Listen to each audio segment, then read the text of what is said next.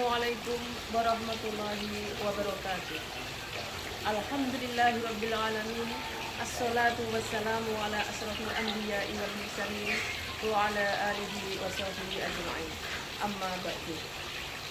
Puji syukur alhamdulillah, marilah kita panjatkan kehadirat Ilahi Rabbi, yang mana pada pagi hari ini kita dapat menjalankan ibadah puasa dengan penuh keimanan dan keikhlasan.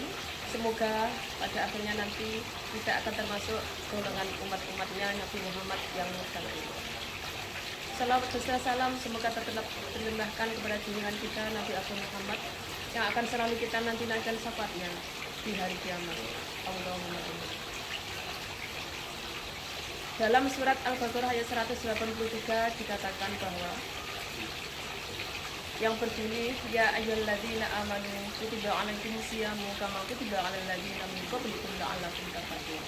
Yang artinya, wahai orang-orang yang beriman, diwajibkan atas kamu berpuasa sebagaimana telah diwajibkan oleh umat-umat sebelum kamu, agar kamu semua menjadi orang-orang yang bertakwa. Hadirin yang dirahmati Allah, ada 3 tingkatan puasanya orang-orang yang ada di seluruh dunia ini, atau puasanya umatnya Nabi Muhammad. Hal ini sesuai dengan yang dikatakan oleh Imam Al-Ghazali dalam kitab Ihya Ulumuddin. Tingkatan yang pertama adalah tingkatannya puasanya orang awam atau asyamul am. Tingkatan yang kedua adalah asyamul khos atau tingkatannya orang-orang puasa yang khusus. Yang ketiga adalah asyamul khawasul khos atau tingkatannya orang-orang yang khusus dan lebih khusus. Kita bahas yang pertama, yaitu tingkatan puasa orang awam. Tingkatan puasa orang awam ini adalah orang yang berpuasa hanya bisa mencegah lapar dan dahaga saja. Orang yang berpuasa pada tingkatan yang pertama ini tidak bisa mencegah segala anggota tubuhnya dari perbuatan-perbuatan yang bisa membatalkan pahala dari puasa. Seperti contohnya, ketika berpuasa dia sering berbohong, ketika berpuasa dia sering mengadu domba, dan ketika berpuasa dia sering mengatakan atau berkata kotor. Itu adalah tingkatan puasa orang yang pertama atau orang awam. Puasanya orang yang pertama ini, tingkatan yang pertama ini sah, tetapi pahalanya tidak dapat, atau pahalanya hancur, tidak dapat pahala sama sekali dari Allah Subhanahu wa Ta'ala. Yang kedua adalah tingkatan puasa orang khusus. Tingkatan puasa orang khusus ini, selain dia dapat mencegah lapar dan dahaga dari pagi sampai sore, dia juga dapat mencegah segala anggota tubuhnya dari perbuatan-perbuatan yang dapat membatalkan pahala puasa.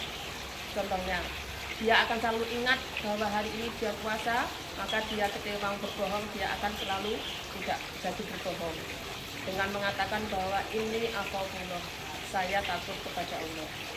Ada 5 hal yang dapat membatalkan ibadah puasa atau menghancurkan pahala puasa itu. Yang pertama adalah ghibah atau membicarakan kejelekan orang lain.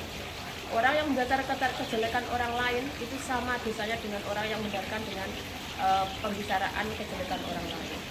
Yang kedua adalah namimah. Namimah itu adalah mengadu domba. Mengadu domba juga dapat membatalkan pahala dari puasa. Dari tingkatan orang yang kedua ini, mereka tidak pernah melakukan hal itu. Karena apa? Dia sudah berfokus bahwa pahala dari puasa itu akan dia dapatkan nanti di akhirat. Yang ketiga adalah tingkatan orang puasa, yaitu puasa. Orang yang pada tingkatan ketiga ini ya orang yang khusus. Biasanya ini didapatkan oleh orang-orang soleha, orang-orang soleh, para alim ulama, anbiya, dan para rasul. Orang yang berpuasa pada tingkatan ketiga ini selain dapat mencegah lapar dan dahaga, dia juga dapat mencegah dari semua perbuatan-perbuatan yang dapat membatalkan pahala puasa. Selain itu, orang yang tahapan ketiga ini dia tidak mengharapkan pahala dari Allah, tetapi dia berpuasa hanya ingin mendapatkan ridho dari Allah. Hadirin yang dirahmati Allah, melalui pertemuan pada pagi hari ini, saya berharap marilah kita evaluasi bersama.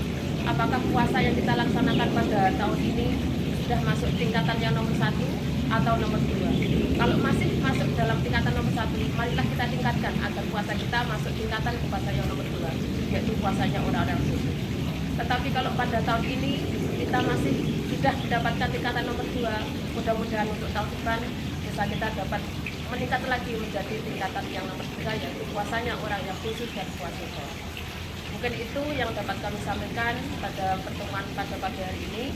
Ada kurang lebihnya saya mohon maaf. Usikum wa nafsi bittaqullah faqad fazal muttaqun.